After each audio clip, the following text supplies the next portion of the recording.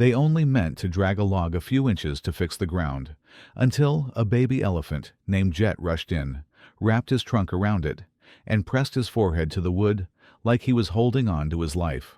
The whole rescue crew froze. The engine shut off. Nobody dared pull again.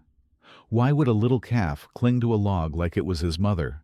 And what happened before this that made him hold on so hard?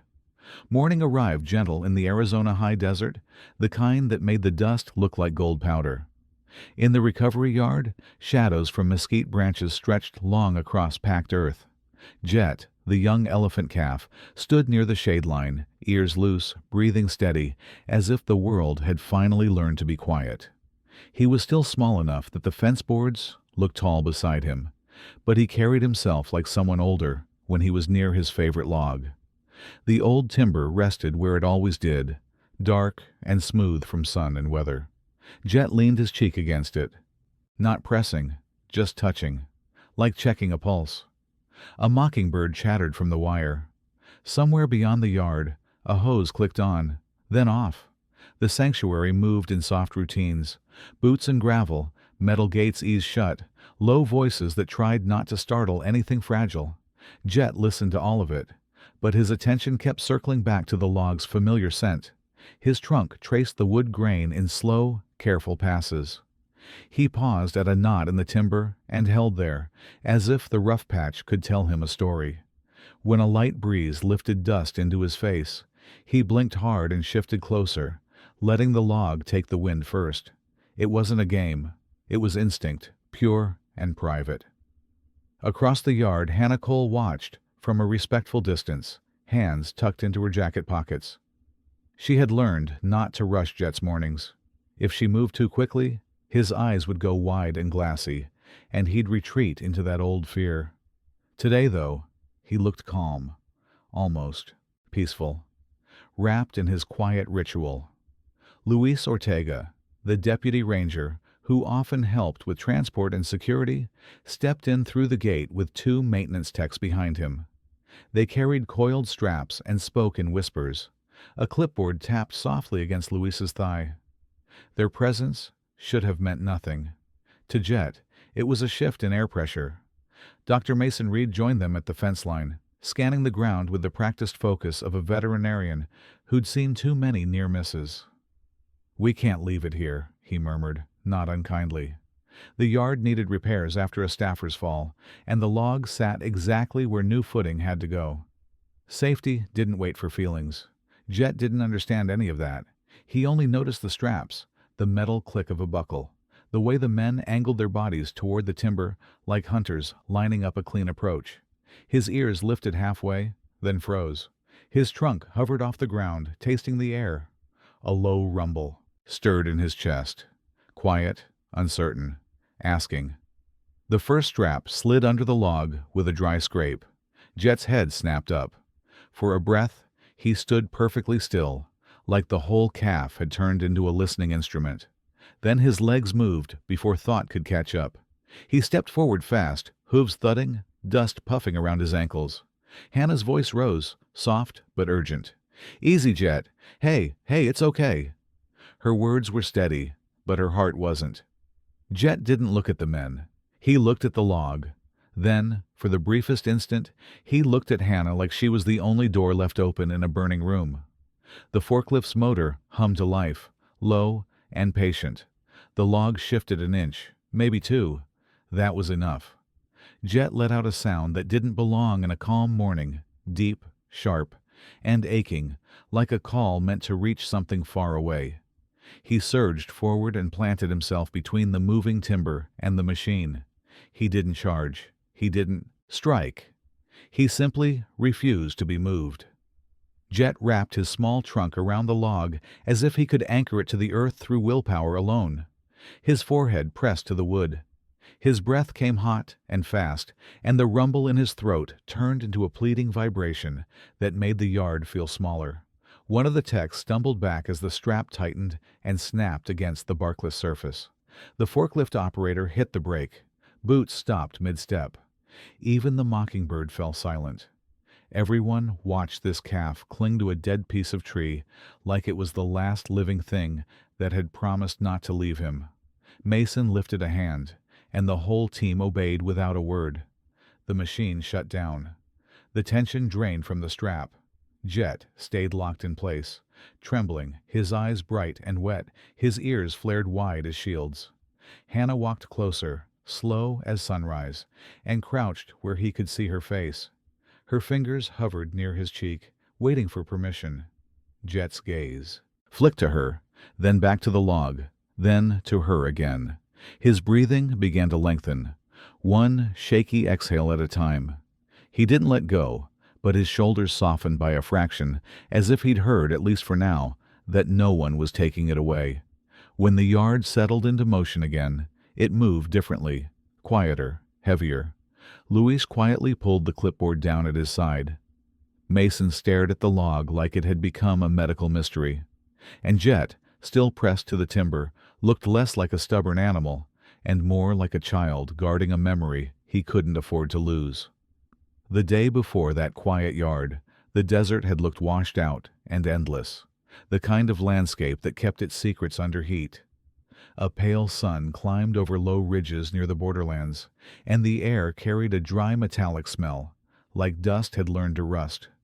Somewhere far off a lone windmill creaked, slow and tired. Jet lay in a shallow dip beside a cracked wash where water used to run after storms. His small body was folded in on itself, legs tucked as if he could make himself smaller than the danger around him. His skin was dull with grit, and each breath fluttered in his ribs. The world moved on without noticing, until a radio did. Deputy Ranger Luis Ortega had been the first to spot the sign, a thin line of tracks that didn't match deer or cattle, and a smear in the sand like something had been dragged. He didn't say elephant at first, not out loud. He just tightened his grip on the wheel and called the sanctuary with a voice that tried to stay calm. When the rescue truck arrived, Hannah Cole climbed out before the engine fully died, boots sinking into soft sand. Dr. Mason Reed followed, scanning the horizon the way a man scans a crowded room for trouble. They moved quietly, because a frightened calf could waste its last strength on panic. Jet didn't lift his head. He couldn't. Hannah stopped a few yards away and crouched low, making her shape smaller. Jet's ears hung like damp paper. His trunk rested in the sand, limp and dusty, as if it had forgotten its own purpose. One eye was open, but the gaze didn't hold anything. It slid past her face, like she was only another shadow. Luis pointed to the ground behind them where the story was written in footprints. Big, round tracks, circled once, twice, then stretched away in a long line. The herd had come close, had paused, had turned back, then had made the hard choice to keep moving. The space where Jet lay felt like a sentence left unfinished. A strip of thin wire glittered near his front leg, half buried, twisted like a bad thought. It wasn't tight anymore, but the raw mark it had left told Mason enough. A calf caught, slowed, and the desert did the rest. Mason's jaw set. Hannah's throat tightened, and she swallowed it down, because Jet needed hands, not tears. The wind shifted, carrying the sour hint of rain that never reached the ground. Far overhead, two vultures drew lazy circles, patient the way nature can be when it's waiting. Jet flinched at their shadow crossing his face, a tiny twitch of ear and skin. It was the first sign he still registered anything beyond his own exhaustion. Hannah slid a bottle of warmed formula from her bag and held it close to Jet's trunk so he could smell it. His nostrils moved, barely. He made a sound deep in his throat, more air than voice, then nothing. Mason knelt and listened to Jet's chest, counting the weak rhythm with 2 fingers pressed into dusty skin. Time felt loud. They didn't rush the lift. Luis and the techs unrolled a canvas sling, soft and wide, and eased it under Jet, inch by inch. Sand stuck to the fabric. Jet's body didn't fight, but it didn't help either. When they finally raised him, his head lolled, and for a frightening second, his breathing seemed to vanish into the heat. Then Jet let out a single thin call, broken, searching, like a note that belonged to someone older, someone larger. It was not a scream. It was a question. Hannah's eyes stung. She pressed her palm to the side of his face, steadying him, and murmured the only promise she could make in that moment. "You're not staying here." The drive back was slow, careful, every rut taken like a surgeon's cut. Jet lay on blankets, in the back, strapped safely, but his trunk kept curling toward empty space as if reaching for something that wasn't there. Each time the truck bounced, he made a small moan that never grew into full sound. Hannah kept one hand on him, feeling for change. At a checkpoint gate, the world intruded. Metal clanks, a bored voice, paperwork. Jet startled at the noise and tried to rise, legs trembling under him. Mason's hand hovered, ready to support, while Luis waved the guard through with sharp impatience. In the confusion, Jet's eye caught Hannah's, and for the first time he held her gaze. The sanctuary finally appeared like an oasis made of fences and shade cloth, simple structures holding back the worst of the desert. As they carried Jet inside, the air changed, warmer, steadier, scented with hay and clean water. His eyelids fluttered, fighting to stay open. Hannah walked beside him, matching each step with a softer voice. Inside the dim treatment room, the outside heat fell away, replaced by a gentle hum of lamps and quiet hands at work. Jet's breathing still ran shallow, but it no longer felt like it was slipping away unnoticed.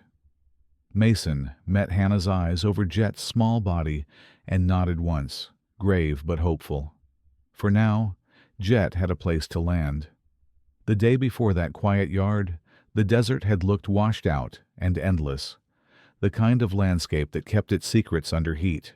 A pale sun climbed over low ridges near the borderlands, and the air carried a dry metallic smell, like dust had learned to rust. Somewhere far off, a lone windmill creaked, slow and tired. Jet lay in a shallow dip beside a cracked wash where water used to run, after storms. His small body was folded in on itself, legs tucked as if he could make himself smaller than the danger around him. His skin was dull with grit, and each breath fluttered in his ribs. The world moved on without noticing, until a radio did.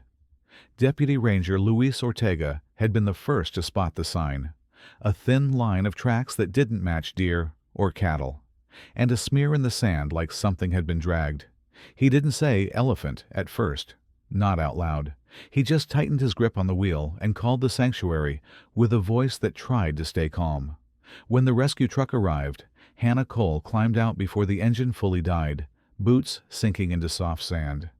Dr. Mason Reed followed, scanning the horizon the way a man scans a crowded room for trouble. They moved quietly, because a frightened calf could waste its last strength on panic. Jet didn't lift his head. He couldn't. Hannah stopped a few yards away and crouched low, making her shape smaller. Jet's ears hung like damp paper. His trunk rested in the sand, limp and dusty, as if it had forgotten its own purpose. One eye was open, but the gaze didn't hold anything. It slid past her face like she was only another shadow. Luis pointed to the ground behind them where the story was written in footprints. Big, round tracks circled once, twice, then stretched away in a long line. The herd had come close, had paused, had turned back, then had made the hard choice to keep moving. The space where Jet lay felt like a sentence left unfinished. A strip of thin wire glittered near his front leg, half buried, twisted like a bad thought. It wasn't tight anymore, but the raw mark it had left told Mason enough. A calf caught, slowed, and the desert did the rest. Mason's jaw set. Hannah's throat tightened, and she swallowed it down, because Jet needed hands, not tears. The wind shifted, carrying the sour hint of rain that never reached the ground. Far overhead, 2 vultures drew lazy circles, patient the way nature can be when it's waiting. Jet flinched at their shadow crossing his face, a tiny twitch of ear and skin. It was the first sign he still registered anything beyond his own exhaustion. Hannah slid a bottle of warmed formula from her bag and held it close to Jet's trunk so he could smell it. His nostrils moved, barely. He made a sound deep in his throat, more air than voice, then nothing. Mason knelt and listened to Jet's chest, counting the weak rhythm with 2 fingers pressed into dusty skin. Time felt loud. They didn't rush the lift. Luis and the techs unrolled a canvas sling, soft and wide, and eased it under Jet, inch by inch. Sand stuck to the fabric. Jet's body didn't fight, but it didn't help either. When they finally raised him, his head lolled, and for a frightening second, his breathing seemed to vanish into the heat. Then Jet let out a single thin call, broken, searching, like a note that belonged to someone older, someone larger. It was not a scream. It was a question. Hannah's eyes stung. She pressed her palm to the side of his face, steadying him, and murmured the only promise she could make in that moment. "You're not staying here." The drive back was slow, careful, every rut taken like a surgeon's cut. Jet lay on blankets in the back, strapped safely, but his trunk kept curling toward empty space, as if reaching for something that wasn't there. Each time the truck bounced, he made a small moan that never grew into full sound. Hannah kept one hand on him, feeling for change. At a checkpoint gate, the world intruded. Metal clanks, a bored voice, paperwork. Jet startled at the noise and tried to rise, legs trembling under him. Mason's hand hovered, ready to support, while Luis waved the guard through with sharp impatience. In the confusion, Jet's eye caught Hannah's, and for the first time he held her gaze. The sanctuary finally appeared like an oasis made of fences and shade. Cloth. Simple structures holding back the worst of the desert. As they carried Jet inside, the air changed. Warmer, steadier, scented with hay and clean water. His eyelids fluttered, fighting to stay open. Hannah walked beside him, matching each step with a softer voice. Inside the dim treatment room, the outside heat fell away, replaced by a gentle hum of lamps and quiet hands at work. Jet's breathing still ran shallow, but it no longer felt like it was slipping away unnoticed. Mason met Hannah's eyes over Jet's small body and nodded once, grave but hopeful. For now, Jet had a place to land. Inside the treatment room, the light was soft and amber, nothing like the hard glare outside. Heat lamps hummed above a padded stall, and the air smelled faintly of disinfectant, warm milk, and clean straw. Jet lay on his side with his legs tucked tight, as if he could fold himself back into safety. His chest rose in quick, shallow pulls, each breath too small for the size he was meant to become. The skin along his ribs moved like thin fabric over bone. When Hannah brushed dust from his forehead, his eyelids fluttered, but he didn't lift his head. He saved his strength the way a candle saves its last inch of wick. Dr. Mason Reed worked with quiet precision, sliding a needle into a vein with the calm of long practice. Clear fluids began to drip, slow and steady, meant to replace what the desert had stolen. Jet's ear twitched once, then stilled. A monitor nearby caught his heartbeat in uneven blips, a rhythm that made every adult in the room listen harder. Hannah warmed the formula in a metal cup, testing it on her wrist like an old habit. Jet couldn't manage a bottle. His mouth didn't have the fight for it yet, so she used a dropper, letting milk fall in careful beads along his tongue. Each swallow was a tiny victory, and each pause felt like a cliff edge. For a while the room settled into a quiet routine. Drip, swallow, breathe, repeat. The sanctuary outside kept moving, but in here, time narrowed to the next minute. Jet's trunk lay limp at first, then slowly curled an inch toward Hannah's hand, more reflex than choice. She let it touch her knuckles and stayed still. Late afternoon brought a change that no one wanted. Jet's skin grew cooler beneath Hannah's palm, and his ears lost what little warmth they had held. Mason checked his gums, his eyes sharpening. "He's dropping," he said, low enough that Jet wouldn't hear fear in it. The lamps were turned up, blankets layered, hands moving faster. Jet shivered once, a full body tremor that rattled the stall. His breathing hitched, and the monitor stuttered into a pattern that made the tech at the door go pale. Hannah's throat closed, but she kept her voice smooth, talking to him like he was already safe. "Stay with us," she whispered. "Just stay." Mason adjusted the fluids and added electrolytes, careful not to push too much at once. He listened to Jet's heart again, eyes closed, counting in his head like prayer. Jet's eye cracked open, unfocused, and for a moment it looked like he was staring through the ceiling at something far away. His trunk lifted and fell, as if reaching for a shape he couldn't find. Night came without ceremony, only the shift of shadows and the quiet click of a lamp timer. Hannah refused to leave. Luis Ortega brought coffee that tasted like burnt beans and concern, then leaned against the wall without speaking. Outside, wind worried at the fencing, and the sound carried into the room like a distant warning. Sometime after midnight, Jet startled awake with a sharp inhale, as if he'd been pulled from deep water. His legs kicked weakly, scraping the bedding. A thin, broken call escaped him, high and lost, nothing like the steady rumbles elephants used when they felt secure. It was the sound of a calf searching the dark for a mother that wasn't coming back. Hannah reached him before panic could spread. She pressed her palm to his cheek and another hand to his shoulder, grounding him in touch. Jet's eyes rolled toward her, wide and glossy, and his breathing raced. Mason watched the monitor with a tight jaw, ready to intervene if the fear tipped Jet's body too far. Jet's call faded into a trembling silence. His trunk brushed Hannah's sleeve, then clung there, a soft grip that asked for more than milk or medicine. Hannah lowered her face close enough that he could feel her breath. "I'm here," she said, slow and sure. "You're not alone in this room." By morning, Jet's temperature began to inch upward, stubborn as a sunrise. The heartbeat on the monitor smoothed into something less jagged, still weak but no longer slipping. Mason finally let out a breath he'd been holding since the desert. Luis stepped outside to make calls, his shoulders easing as if the air had changed. The second day moved in small gains, a few stronger swallows, a longer exhale, an ear that lifted when Hannah spoke. Jet still slept more than he woke, but his sleep looked deeper now, not like collapse. When his eyes opened for a moment, they tracked Hannah's shape across the stall, steady enough to hold.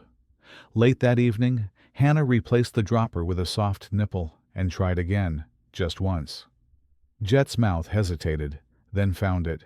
He drew in a weak sip, then another, as if remembering how life was supposed to work. Hannah's shoulders sagged with relief, and Mason nodded quietly. The desert hadn't won. At least, not tonight. A week later, the treatment room no longer felt like a battlefield, though it still carried the hush of one. Jet could stand now, wobbly but determined, with his legs braced wide like a newborn learning gravity. His skin had warmed under the lamps, and his eyes, still too big for his face, held a faint shine that hadn't been there before. The morning they opened the gate to the recovery yard, the air outside tasted different. It smelled like sun-baked wood, dry grass, and the green sharpness of mesquite leaves. The space was wider than Jet was used to, fences stretching out, patches of shade, quiet corners. He paused at the threshold, trunk trembling as he sampled the unfamiliar world. Hannah didn't tug him forward. She simply stood beside him, keeping her body angled so he could choose to follow or not. Dr. Mason Reed watched from behind, hands resting at his sides, giving Jet room. Luis Ortega leaned on the fence rail, eyes scanning the perimeter out of habit. Everyone moved slower than usual, like the yard itself required respect. Jet took one careful step onto the packed earth, then another. He stopped to touch a rock, then a clump of grass, then the fence post, each object investigated, as if it might explain where he'd been and where he was now. His trunk worked like a question mark, curling and uncurling. Every new scent made his ears lift, then settle again. At the far end of the yard, a few large logs lay scattered, like old furniture left out by the desert. They weren't decorations. Mason had insisted on them after years of watching rescued calves search for something solid when their lives felt hollow. Some were thick and low, some tall enough to lean against. Their surfaces were worn smooth, safe to touch, safe to trust. Jet noticed them without rushing, his gaze sliding from one to the next. Then he stopped, body still, as if something had pulled on an invisible thread.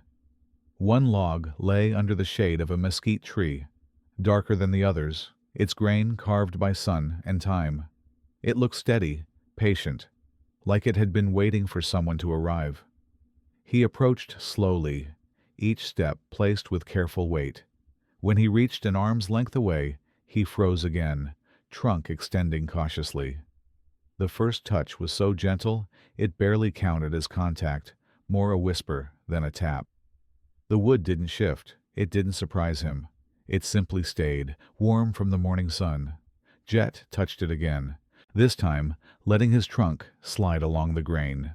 He found a groove and lingered there, tracing it as if it mattered. His breathing began to slow, the tightness in his shoulders easing. The yard noise, the distant clank of a gate, the faint murmur of staff, faded behind the steady fact of the log beneath his touch.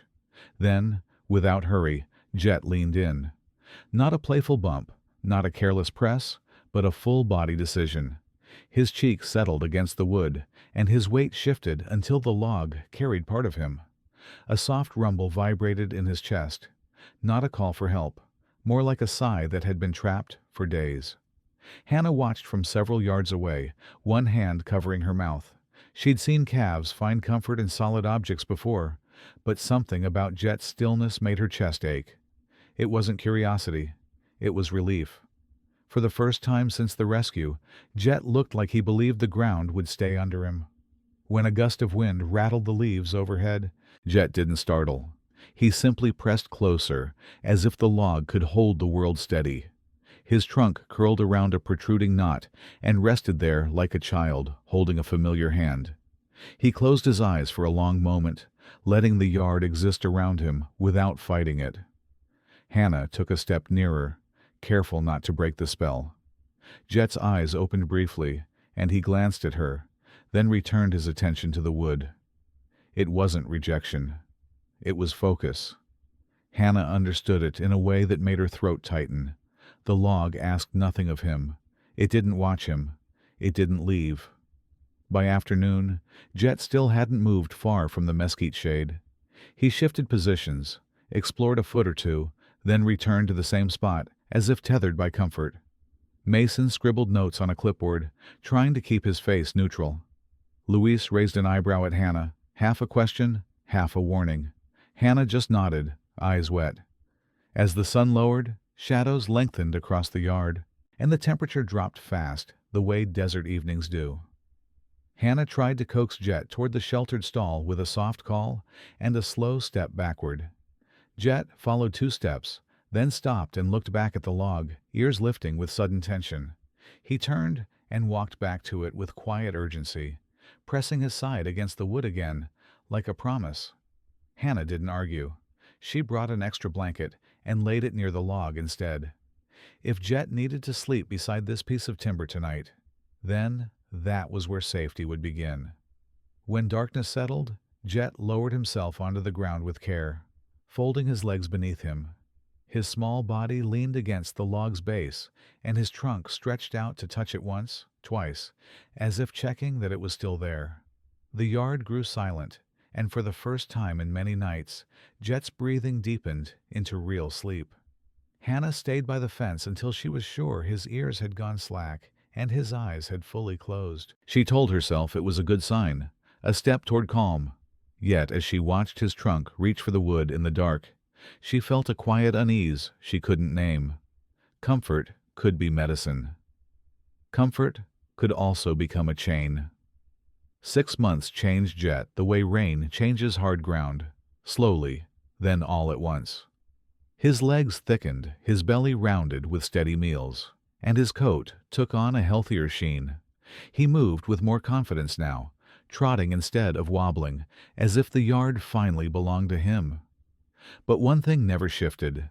Every morning, before water, before hay, before the other calves' curious greetings, Jet headed straight for the mesquite shade. The log waited there like a landmark, and Jet reached it with a purpose that felt older than his short life. He touched it first, always first. He developed a routine so consistent the staff could set their watches by it. He would sweep leaves off the log with his trunk, nudging away dust and twigs as carefully as if grooming a sibling.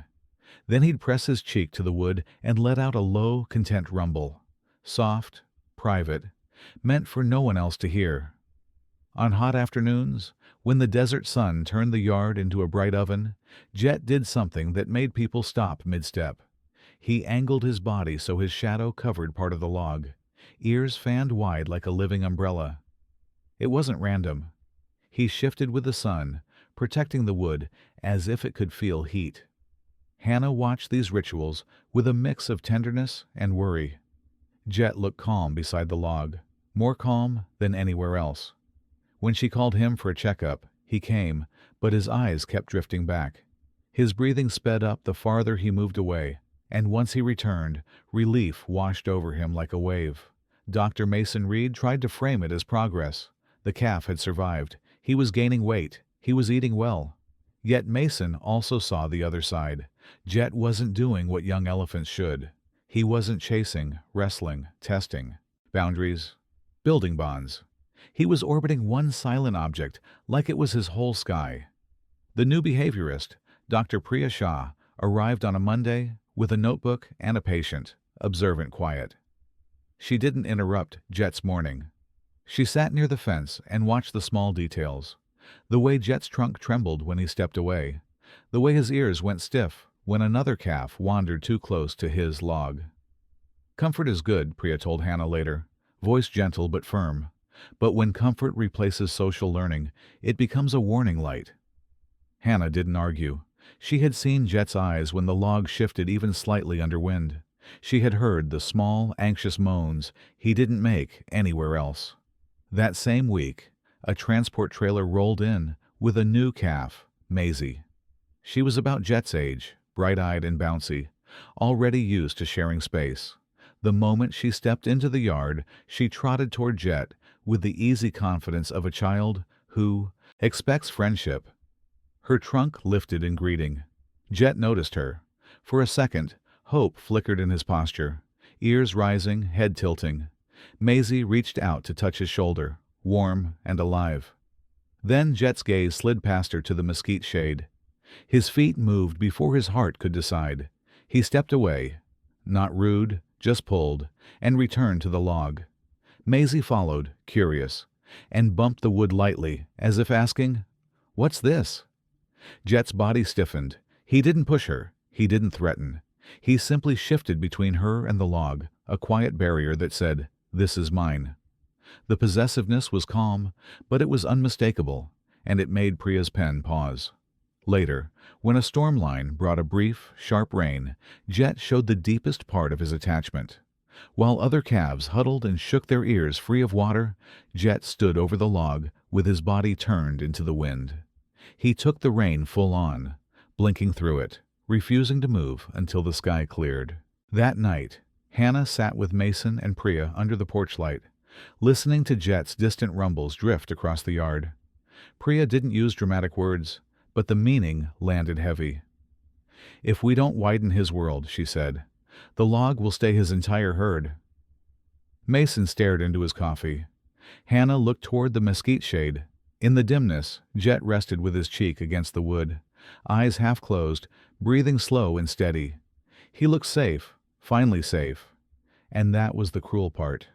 The thing that had helped him survive was now quietly shaping his future.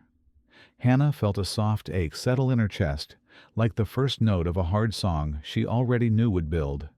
Inspection day arrived with a clean sky and an uneasy feel, the kind of morning that looked harmless until you paid attention. In the yard, orange cones marked soft spots in the ground where a staffer had slipped the week before. Jet didn't care about cones or caution tape. He cared about the mesquite shade and the log waiting there. He found it the way he always did, straight line, no detours. His trunk brushed the wood, then rested, then traced the grain like reading familiar handwriting. The quiet rumble in his chest returned, and his shoulders lowered. For a few minutes, the world looked simple again. Sun, shade, the steady weight of something that stayed. Boots crunched on gravel beyond the gate, and Jet's ears lifted. He saw Luis Ortega first, moving with that ranger watchfulness, followed by two maintenance techs carrying straps and a toolbox. Their voices were low, but the metal clink of a buckle rang out sharp in the still air. Jet's trunk froze mid-sweep. Hannah stepped into view behind them, face calm, hands open at her sides. She tried to keep her body relaxed, like nothing important was happening. Jet glanced at her, then back to the men, then back to the log. His breathing tightened, just a notch, as if his ribs remembered the desert. Dr. Mason Reed arrived with a clipboard and the weight of responsibility in his eyes. He looked at the marked ground, then at the log, then at Jet. "We can't patch the footing with it sitting here," he said quietly. It wasn't an order meant to be cruel. It was a reminder that the world ran on rules, even inside rescue fences. The techs moved slowly, respectful, as if approaching a sleeping animal. A strap slid under the log with a dry scrape that sounded too loud. Jet's head snapped up. He stood perfectly still for one breath, ears halfway raised, eyes wide with a brightness that wasn't curiosity. It was recognition. Something is changing. When the forklift rolled closer, its motor humming low, Jet's body tensed like a bowstring. He took 2 quick steps forward, then stopped, trunk lifted to taste the air. A deep rumble rose from his chest, the same sound he made on restless nights, only now it carried urgency. Not anger. Alarm. Hannah's voice floated toward him, steady as she could. "Make it." "Jet, sweet boy. It's okay." Jet didn't turn to her. He stared at the log as if it might vanish if he blinked. The forklift nudged, the strap tightened, and the timber shifted. An inch, maybe 2. The smallest movement became the biggest threat. Jet lunged forward, dust puffing around his feet. The sound that came out of him wasn't a playful trumpet. It was a broken call, deep and aching, like a calf trying to reach a herd that had already disappeared over the horizon. He planted himself between the moving log and the machine, chest squared, legs braced. He didn't strike. He didn't charge the people. Instead, he wrapped his trunk around the log with desperate care and pressed his forehead into the wood, as if he could pin it to the earth through sheer need. His breath came fast, hot against the grain. His rumble turned into a pleading vibration that made the yard go still. One tech instinctively stepped back, and his boot caught a loose stone. He stumbled. The strap snapped taut with a sharp slap, and the forklift operator hit the brakes hard. For a heartbeat, everything held. The machine, the log, the people, Jet's trembling body. Even the distant birds went quiet, as if listening. Jet's eyes flicked to Hannah, just once, wide and wet, like he was asking her to translate this fear into something the adults would understand. Hannah moved closer, slow as sunrise, palms visible, voice soft. She didn't touch him yet. She let him see her face, let him hear calm in her tone, even if her chest ached. Mason raised one hand, and the crew obeyed without argument. The motor shut down. The strap slackened. The danger stopped moving. Jet stayed wrapped around the log, shaking, but his breathing began to lengthen by degrees, one uneven exhale at a time. Relief didn't arrive like a switch. It seeped in slowly. When the yard finally exhaled, the air felt heavier than before. Luis lowered his clipboard and stared at Jet like he'd just witnessed a truth nobody had wanted to name. Hannah crouched a few feet away, whispering steady reassurance, and Jet, still pressed to the wood, looked less like a rescued animal and more like a child guarding the only promise he believed in. After the forklift shut down, the yard stayed quiet in a different way, like everyone had agreed not to breathe too loud. Jet didn't move from the log for a long time. He just held it, trembling, ears spread wide, as if his body could keep the world from changing. The adults stepped back, suddenly aware they'd touched a nerve. Hannah led Jet away only when his breathing finally slowed, and even then he kept glancing behind him. Dr. Mason Reed called a meeting before lunch, not in a big office, just under a shade awning with a folding table. Dr. Priya Shah arrived with her notebook and a face that looked tired in the honest daylight. Priya spoke gently, but she didn't soften the truth. Jet wasn't being cute. He was clinging the way a child clings after a fire. The log had become his safety, his anchor, his whole plan for surviving fear. If they left it untouched, he might never learn to lean on another elephant, and that could cost him later. Mason's eyes stayed on Jet through the fence slats while Priya talked. The calf stood near the log, trunk resting on the wood like a hand on a railing. He looked calm again, which almost made it worse. Hannah felt the pull of that calm in her own chest. How easy it would be to say, "Let him have this, forever." They built a plan that felt like surgery. No ripping the log away. No sudden shocks. Instead, Priya called it widening his world. Move the log by inches, not yards. Place treats farther out, so curiosity would compete with fear. And most important, bring living comfort closer so Jet's heart had somewhere else to land. The next morning, the change began small enough that only Jet noticed. The log sat a few feet left of its usual spot. Jet found it fast, but his body tightened, and his trunk fluttered in the air like he was reading smoke. He pressed his cheek to the wood harder than usual, then stood there longer, as if daring it to move again. Hannah added new games near the log, simple puzzles with hay and apples tucked inside. Jet solved them quickly, but he always ate with one side pressed to the timber.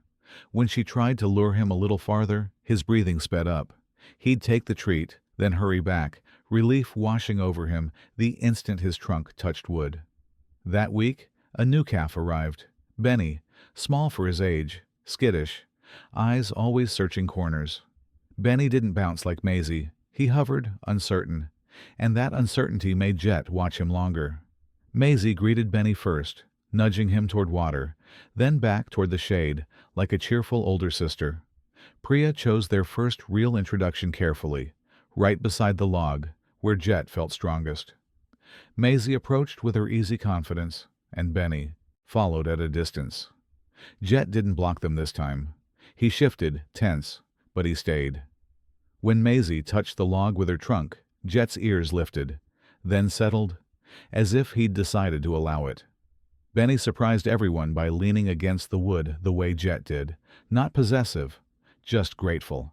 For a moment, Jet froze. Then he made a low, quiet rumble that didn't sound like warning. His trunk reached out and brushed Benny's shoulder, gentle, guiding. It was the first time Jet used his log language on another calf. Phase 2 came harder. The log was moved to an adjacent yard, still visible through the fence, but no longer reachable. When Jet woke and saw the distance, his body stiffened like it had been struck.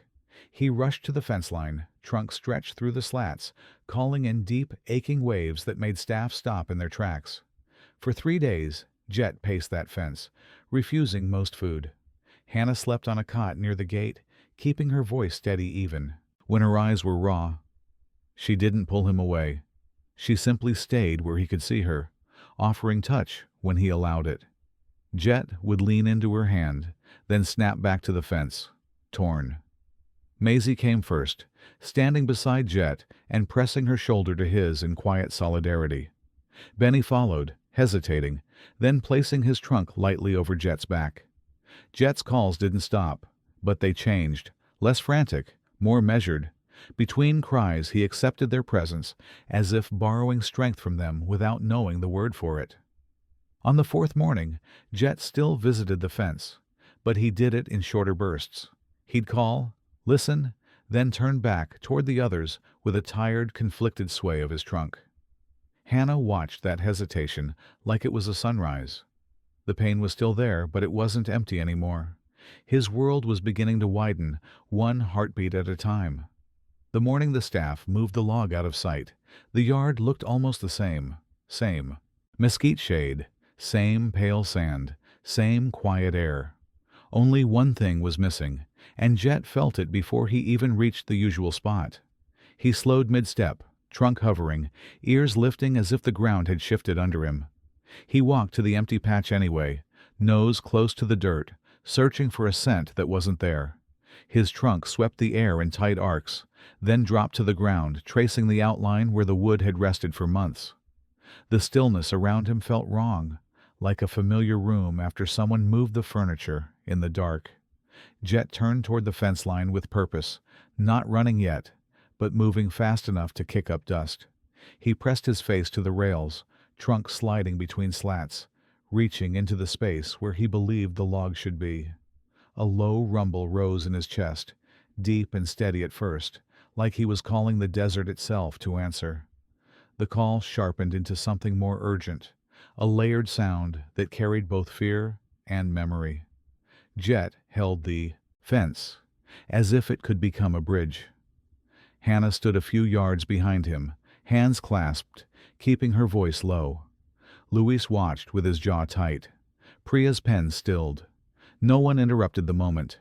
Jet called and listened again, as if waiting for the log to reply. The seconds stretched. His ears fanned wide, then folded, then fanned again. His body trembled, but he didn't collapse. He stayed upright, stubbornly present, holding himself together the way he'd learned to do since the day they found him alone. Hannah later swore it was exactly 7 minutes. Not 6. Not 8. 7. Like a ritual with a boundary. Jet made one last long rumble. Then the sound cut off so cleanly it startled everyone more than the calling had. He stood frozen, trunk hanging loose, breathing hard, as if he'd reached a decision inside himself. He turned away from the fence, slowly at first, then with a sudden burst of speed that sent sand flying. The staff tensed, expecting him to bolt back to the empty spot, to spiral into panic. Instead, Jet ran straight toward the mud wallow, where Maisie and Benny were already playing, splashing and snorting like kids in a summer puddle. Maisie trumpeted softly in welcome, and Benny bumped Jet's shoulder, inviting him in. Jet hesitated on the edge for one heartbeat, then stepped into the mud with both front feet and let out a sound that was half laugh, half release. He scooped wet earth with his trunk and flung it clumsily over his back, then did it again, harder. For the first time in months, he stayed away from the log's place without looking over his shoulder every few seconds. His ears flapped wide, spraying droplets, and his eyes looked bright in a way Hannah hadn't seen since the early recovery days. Priya's face softened, and she turned away for a moment, as if to hide how much that mattered. Over the following weeks, Jet's visits to the fence grew shorter, less desperate. He still checked the old spot, sometimes, especially on windy days, but he didn't live there anymore. He slept pressed against Benny once, trunk draped across Maisie's back another night. And each time he woke, he didn't rush the yard like he was late for a promise. When the team finally brought the log back, they didn't announce it. They placed it under the mesquite again and stepped back, holding their breath. Jet spotted it from across the yard and stopped, head high, trunk lifted. He walked toward it slowly, as if approaching a memory that could still hurt. He touched the wood with the gentlest tip of his trunk and made a low, familiar rumble, soft, private, almost respectful. For a few minutes he stood there in stillness, cheek near the grain, eyes half closed. Hannah's stomach tightened, waiting for the old clinging, the old fear, the old spiral back into dependency. Then Maisie wandered up, curious, and Benny followed close behind. Jet didn't block them. He shifted aside almost like an introduction and guided their trunks toward the log with a light touch, showing them where the grooves were, where the knot sat like a scar, where he used to rest his face. The log became part of a shared space, not a private lifeline. After a while, Jet stepped back first. He reached out and wrapped his trunk around Benny's for a brief squeeze, then nudged Maisie toward the mud with an easy confidence. He glanced over his shoulder at the log one last time, not with longing, but with something quieter, gratitude. Then he turned away, leaving the wood behind without losing himself. If Jet's story touched you, drop a 1 in the comments so I know you made it to the end. And if you've ever had something, anything, that helped you get through a hard season, type log below. Don't forget to subscribe and hit the bell, because the next story is already waiting, and you won't want to.